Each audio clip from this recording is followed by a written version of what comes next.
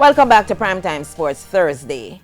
Noted track and field coach Maurice Wilson and the sports agent and administrator Marvin Anderson say they do not anticipate any more track and field meets happening before or during the summer.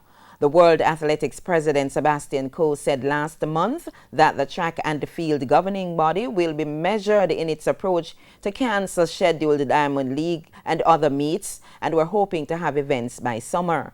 However, Wilson, who is head coach of local club Sprint Tech, says based on the continued impact of COVID-19 worldwide, having any meets for professional athletes by summer remains a pipe dream.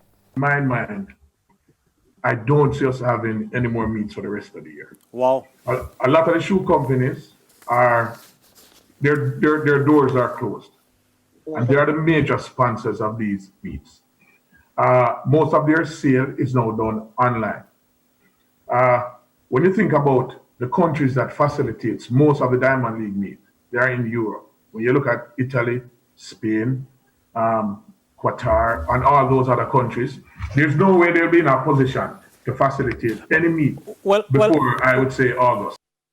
Meanwhile, Anderson, who is also a former professional athlete, says based on the postponement of the Olympic Games to 2021 and the qualification process being shifted to December this year, the staging of meets by summer is unlikely. Meets in the summer, as of today, the practicality of it, I mean, people that's in the knows understand that what it takes for meeting to go on at that level with what is happening.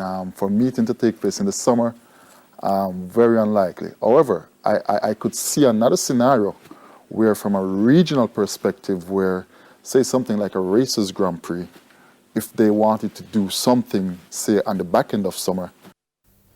Anderson and Wilson were among the panelists at a recent RGR Glean of Virtual Sports Town Hall.